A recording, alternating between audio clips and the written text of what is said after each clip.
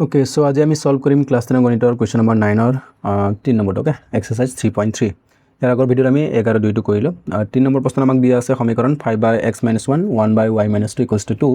আৰু দিয়া আছে 6/x - 1 -3/y - 2 = 1 ওকে তো এনেকৈ দিয়া থাকিলে যদি আমাৰ x y বোৰ তলত থাকে তেতিয়া আমি ডাইৰেক্টলি এই সমীকৰণবোৰ সলভ কৰিব নোৱাৰো তো ইয়াৰ আমি কিবা এই দুটা সমীকৰণ কিবা মিলি আছে নেকি আমি চাব লাগে তো আমি এই যিবিলাক চলক দিয়া আছে আৰু আমি দুটা চলক ধৰি ল'ব লাগিব a আৰু b বা যিকোনো আমি a b ৰ বাহিৰে আৰু বেলেগ চলকো আমি ধৰিব পাৰো ওকে সো যদি মই এই সমীকৰণটো চাও প্ৰথমতে মই সমীকৰণটো পাতি লওঁ ওকে সো আমাক এইটো দুটা সমীকৰণ দিয়া আছে ইয়াত যেহেতু আমাৰ x y বোৰ তলত আছে তো আমি এটো ডাইৰেক্টলি সমাধান কৰিব নোৱাৰিম ওকে তো ইয়াত আমি যদি চাও এটো যদি মই ভাঙি চাও এটো ভাঙিলে কিমান হ'ব যেহেতু আমাক 5/x - 1 দিয়া আছে তো যদি মই এটো ভাঙি চাও 5/x - 1 আছে এটো যদি মই ভাঙি দিও কি হ'ব 5 * 1/x - 1 এনেকৈ লিখিব পাৰিম ওকে তো ইয়াত 1/x - 1 আছে ইয়াত যদি চাও মই এটো 6/x - 1 হৈ আছে তো এটো মই ভাঙিলে কি হ'ব 6 * 1/x - 1 ওকে তো ইয়াটো আমাৰ কিমান হ'ব 1/y - 2 তো ইয়াতো 1/y - 2 আছে এটো ভাঙিলে কি হ'ব 3 * 1/y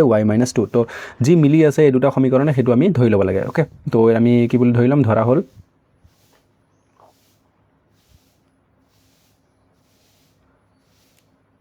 ধৰা হল কি ধৰিম 1/x - 1 মানে আমি ধৰি লম a আৰু তেনেকৈ 1/y - 2 মানে আমি ধৰি লম কি ধৰিম b ওকে এতিয়া আমি এক নম্বৰ সমীকৰণৰ পৰা কি পাম এটা যদি চাও এই সমীকৰণটো এটো যদি মই এটা ভাঙি চাও এটো এনেকা ভাঙিলে এনেকা হ'ব 5/x - 1 মানে 5 * 1/x - 1 আৰু এটো মই কি লিখিব পাৰিম 5 * 1/x - 1 মানে মই কি ধৰিছো এটো a বুলি ধৰিছো তো এটো মই লিখিব পাৰিম স্মল a তো এটো পূৰণ লাগি যাব 5 * a কি হৈ যাব আমাৰ 5a ওকে তো এক নম্বৰ সমীকৰণৰ পৰা যেহেতু আমাৰ যেটো ওপৰ সহগ থাকিব হেতু আমাৰ কি হৈ যাব তাৰ লগত এটা চলক যেটো আমি ধৰিছিলো হেতু আমাৰ পূৰণ হৈ যাব তো এটো 5 আছিল তো 5 হলে আমাৰ কি হ'ব এটো 5 এটো আমি ভাঙি পেলাই চালো প্লাস এটো আমাৰ আছে 1/y - 2 1/y - 2 আমি ধৰিছো কি b তো এটো আমাৰ হৈ যাব b আৰু সমান খুফালে কিমান আছে 2 তো এটো আমি ধৰিলম কিমান নম্বৰ সমীকৰণ এটো হৈ গল আমাৰ 3 নম্বৰ সমীকৰণ এটা যদি আকৌ আমি 2 নম্বৰ সমীকৰণটো চাও 2 নম্বৰ সমীকৰণৰ পৰা আমি কি পাম এটো আমাৰ আছে 6/x - 1 তো এটো হৈ যাব আমাৰ 6a তেনেকৈ ওপৰটো হৈছিল 5a এটো 6a হ'ব মাইনাস এটো হ'ব আমাৰ 3 আছে এতিয়া তো 3 আৰু 1/y - 2 মানে এটো হৈ গল আমাৰ b তো 3 * b কি হৈ যাব 3b হ'ব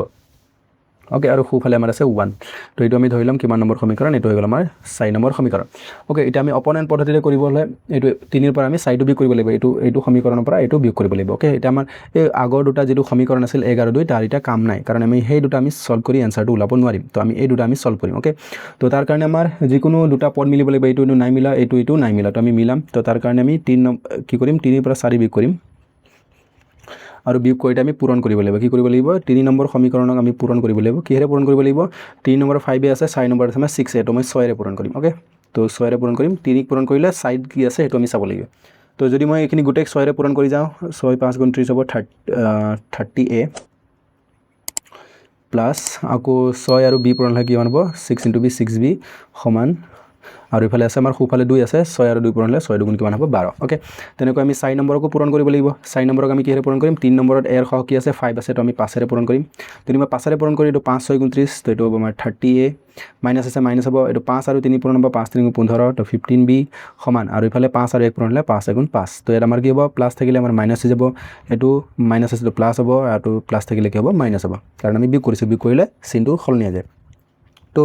আমাৰ 30a আৰু 30a এবাৰ প্লাসৰ আছে এবাৰ মাইনাসৰ আছে আমি কাটি দিব পাৰো এটো প্লাসৰ আছে এটো প্লাসৰ আছে দুটা যদি প্লাসৰ থাকে একে চিন থাকিলে যোগ কৰিম 15 আৰু 6 যোগ হ'লে আমাৰ কিমান হ'ব 21 আৰু তাৰ লগত আছে b আৰু ইফালে আমাৰ এটা প্লাসৰ এটা মাইনাসৰ এটা প্লাস আৰু এটা মাইনাস থাকিলে আমি সদায় কি কৰিম মাইনাস কৰিম তো 12 ৰ পৰা 5 গলে আমাৰ থাকিব কিমান 7 ওকে তো এটা আমাৰ 21 ৰ ইফালে কাম নাই তো 21 আমি খুফালে লৈ যাম ওকে আৰু ইফালে আহিব আমাৰ 7 তো খুফালে লৈ গলে যেহেতু পূৰণ হৈ আছিল খুফালে আহিলে হৰণ তো এক আমি কাটি পাৰো 7 * 7 তল হ'ব 7 3 * 21 তো এটাকে আমি কিমান পালো b ৰ মান পালো আমি 1/3 ওকে এটা আমি b ৰ মান কি কৰিম এটাকে b ৰ মানটো আমি পাতি দিম 3 ত 1 2 3 3 ত পাতি পাও 3 বা 4 ত পাতিব পাৰো 11 2 ত পাতিব নোৱাৰো ওকে কিয় 11 2 ত পাতিব নোৱাৰো কাৰণ 11 2 ত আমাৰ xy আছিল তো xy থকাটো আমি এটা বাদ দিছো নহয় জানো আমি ab থকা এটা কৰি আছো সলভ কৰি আছো প্ৰথমতে ab ৰ মান ওলাম তাৰ পিছত আমি xy টো উলাব পাৰিম তো আমি 3 নম্বৰ সমীকৰণটো লিখিলাম কি আছে 5a + b = 2 তো আমি 3 নম্বৰ সমীকৰণ লিখিম 5a + b = কি আছে 2 হয়নে তো এটো হয় সমীকৰণটো এটো সো এটা আমি b ৰ মান পাতি দিম ইয়াত আছে আমাৰ 5a মানে 5a প্লাস b মানে হৈ গল আমাৰ 1/3 আৰু সমান হৈ গল আমাৰ 2 তো এটো এটা মই সলভ কৰিম এফালে 1/3 প্লাস হৈছে খুফালে গলে হৈ যাব -2 - 1/3 ওকে তো এটো আমাৰ কি হৈ যাব এটো যদি মই সলভ কৰো এনেকৈ কৰি পাৰোঁ এইটো হৈ গ'ল আমাৰ 2/1 হৈছে মাইনাছ কিমান আছে 1/3 তো এইটো আমি এনেকৈ ভাবি পাৰোঁ 1 3 গুণ 3 লখাগু 1 3 3বাৰ তো 3 2 6 হ'ব মাইনাছ এইটো 3 3 এবাৰ ওপৰত যি আছে এইটো আমাৰ থাকিব এইটো হৈ যাব আমাৰ 6 পৰা 1 গ'লে হ'ব আমাৰ 5 আৰু তলত থাকিব আমাৰ কিমান তো এইটো হৈ যাব আমাৰ 5/3 ওকে বা এইটো আমি যদি চাওঁ তোমালোকে অপ্ৰকৃতৰ পৰা মিশ্ৰ কৰাটো অপ্ৰকৃতৰ মিশ্ৰ কৰা সেইটো কৰিব পাৰা যেনেকৈ আমাৰ হৈ গ'ল 2 3 গুণ 6 6 পৰা ওপৰত 1 গ'লে আমাৰ কিমান হ'ব 5 তেনেকৈ ভাবিব পাৰা ওকে আৰু ইয়াত প্লাছ থাকিলে আমি কি কৰোঁ 3 2 গুণ 6 1 7 তেনেকৈ লিখোঁ তো মাইনাছ থাকিলে আমি বিয়োগ কৰিব লাগিব এইটো হ'ব আমাৰ 3 2 গুণ 6 আৰু ওপৰত 1 to বিয়োগ হ'ব তো 6 পৰা 1 গ'লে আমাৰ কিমান হ'ব 5 তো এইটো হ'ব আমাৰ 5/3 বা এনেকৈ কৰিব পাৰা ওকে যেনেকৈ কৰি সহজ লাগে তেনেকৈ কৰিলে হ'ল এতিয়া আকৌ আমাৰ 5 টো ইয়াত a লগত পূৰণ হৈ আছে খুফালে গ'লে আমাৰ হৰত আহি যাব তো এইটো হ'ব আমাৰ 5 আৰু 3 × 5 5 টো এইটো তলত আহি গ'ল ওকে তলত যি থাকে তাৰ লগত পূৰণ হৈ যায় তো 5 5 পূৰণ হ'ব কাটি যাব তো ইয়াত থাকি যাব আমাৰ 1/3 ওকে তো আমি এটাকে কি পালোঁ a ৰ মান পালোঁ 1/3 আৰু b ৰ মান কিমান আছিল বিৰ মানো আছিল আমাৰ কিমান 1/3 ওকে তো বিৰ মানো 1/3 আৰু এৰ মানো কিমান 1/3 কিন্তু আমাক এইটো ওলাব দিয়া নাছিল আমাক তো x আৰু y হে ওলাব দিছিল x আৰু y থকাই সমীকৰণ দিয়া আছিল কিন্তু আমি আছো কি ধৰি লৈছিলোঁ 1/x - 1 মানে a ধৰিছিলোঁ 1/y - 2 মানে b ধৰিছিলোঁ তো আমি কি লিখিব পাৰোঁ এতিয়া 1/x - 1 মানে আমি লিখিব পাৰোঁ a এতিয়া এইটো কি হৈ যাব 1/x - 1 a মানে কি হয় a মানে আমি লিখিব পাৰোঁ 1/3 তো এইটো হৈ যাব 1/3 তো এইটো মই উলটাই দিম 1 টো তলত হৈ যাব x - 1 ওপৰত এইটো উলটাই দিম এফালে বাওঁফালে উলটালে সোঁফালে উলটি যাব ওকে আমি বাওঁফালে যি কৰোঁ সোঁফালে এইটো কৰিব লাগিব তো এইটো হৈ গ'ল ইয়াৰ পৰা আমি কি পাম x =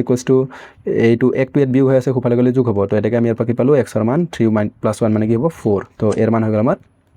4 তেনেকৈ আকৌ কি ধৰিছিলোঁ আকৌ 1/y - 2 মানে মই ধৰিছিলোঁ b হয়নে তো এইটো হৈ যাব আমাৰ 1/y - 2 আৰু b মানে পাইছিলোঁ আমি 1/3 তো এইটো আমি উলটাই দিম ওপৰত 1 1 আছে একো কাম নাই তো এইটো উলটাই দিলে y - 2 হ'ব এইটো উলটি গ'লে কিমান হ'ব 3 হ'ব বা এনেকৈ বজ্ৰপূৰণ বুলি ভাবিব পাৰা এইটো 3 × 3 y - 2 আৰু 1 পূৰণ হ'লে y - 2 এনেকৈ থাকিব ওকে তো বজ্ৰপূৰণ হিচাপে ভাবিব পাৰা বা আমি দুইফালে উলটাই দিলোঁ তেনেকৈ ভাবিব পাৰা তো এতিয়া দুইফালে আমাৰ বিয়োগ হৈ আছে সোঁফালে যদি মই লৈ যাওঁ কি হ'ব 3 + 2 তো ইয়াৰ পৰা আমি কিমান পাম y = পাই যাম আমি 5 ওকে তো এইটো এনসাৰ হ'ব এটাকে আমাৰ হৈ গ'ল x = আমি কিমান পাইছোঁ x ৰ মান পাইছোঁ আমি 4 আৰু y ৰ মান আমি কিমান পাইছোঁ 5 পাইছোঁ ওকে তো এইটো হৈ গ'ল আমাৰ ইয়াৰ নিৰ্ণয় সমাধান